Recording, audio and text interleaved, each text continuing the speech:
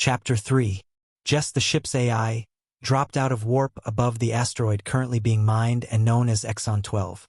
Mike pulled up scans, immediately hoping with fingers crossed that this facility was still operational. 110 life signs showing and heat signatures suggested that it was fully operational. A signal challenge is coming in, announced Jess. Exon 12 to unidentified visitor acknowledge. Exon 12, this is Space Force Patrol performing a security check. Do I have permission to land? Over. Space Force, you have clearance to land at Dock 1. Security will meet you there. Copy, Exon. Jess cloaked the ship as soon as Mike and Ragnar flew the lander from the dock. No point advertising the ship's presence in case other visitors showed up. The landing dock was exterior to the main facility, so Mike suited up. He left the patrol ship with Ragnar at his heels and headed for the airlock entrance. This facility was a twin to the previous one Mike had recently visited, except this one was fully lit up. It was still eerie as all these asteroid facilities were. The airlock entrance opened and they stepped inside and were pressurized and decontaminated before the inner door slid open.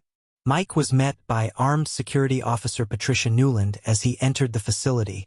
His quantum ID had already been checked whilst he was still in the secured airlock, so Patricia knew who he was. Mike, he said, holding out a hand. Patricia, she replied, holding out hers as well. She smiled. Trish, if you like. I'm sorry about the surprise visit, but I have just come from Exon 10. Are you aware of what has transpired there? Said Mike.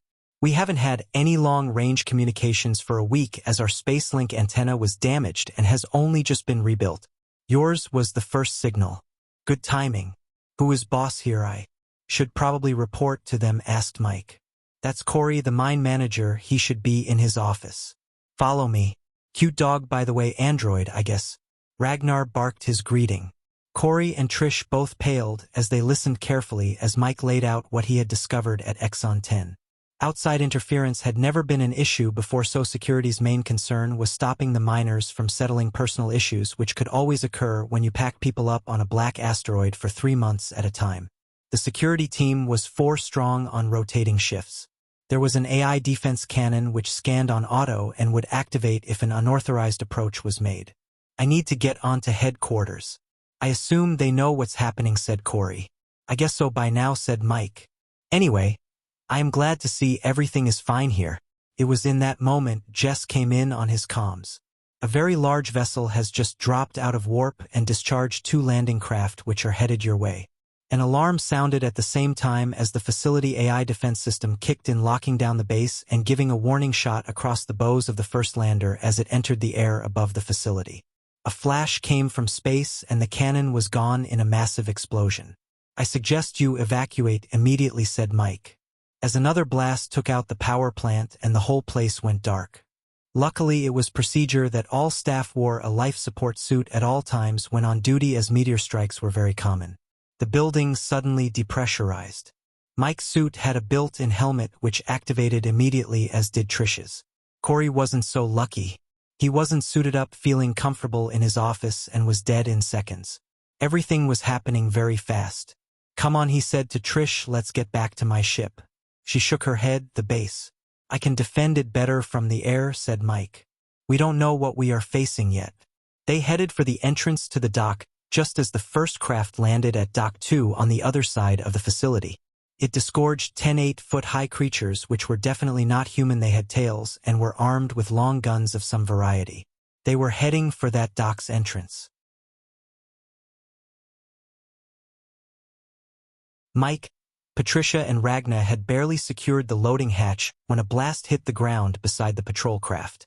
The craft's defense shield was immediately activated by Jess, and before Mike could drop into the chair it was taking off. The second intruder landed where they had just lifted off from as 2 more appeared in the sky above the facility.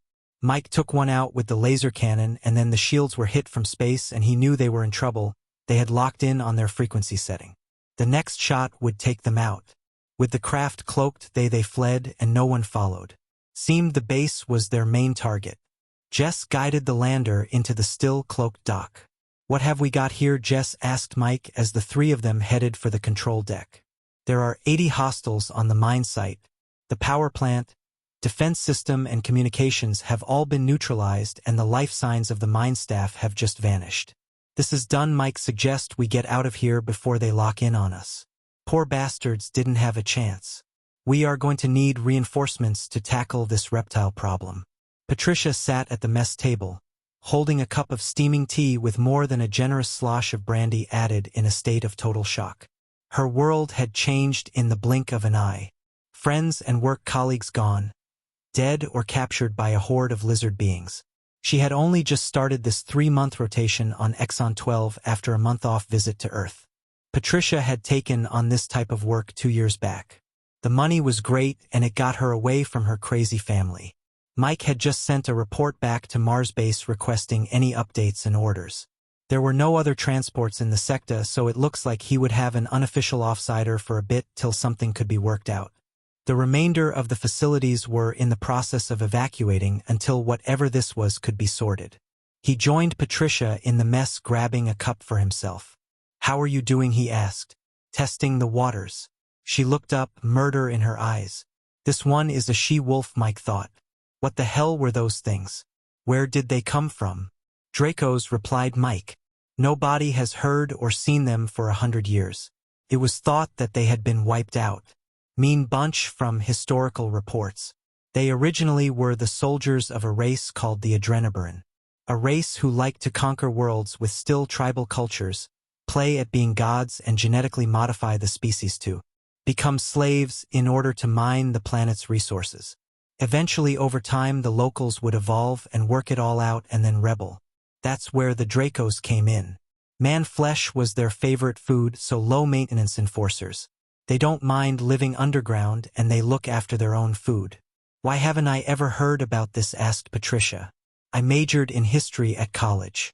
All the Earth wars were my thing and there was nothing ever about this. Top secret. A lot of dodgy politics occurred at that time on Earth. I guess what the general public didn't need to know was none of their business, and that included the version of history that those in charge wanted recorded. Well, I think people are going to be finding out about the Draco in the worst possible way now. Yes, said Mike. This seems a lot more like something else. Usually they would infest a planet and use cloaking to fly under the radar, subverting the political and leadership to play their game. This raiding seems to be more.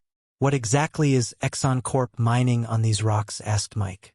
Patricia responded, it's above my pay grade. I really don't know. We set up facilities and start sinking shafts.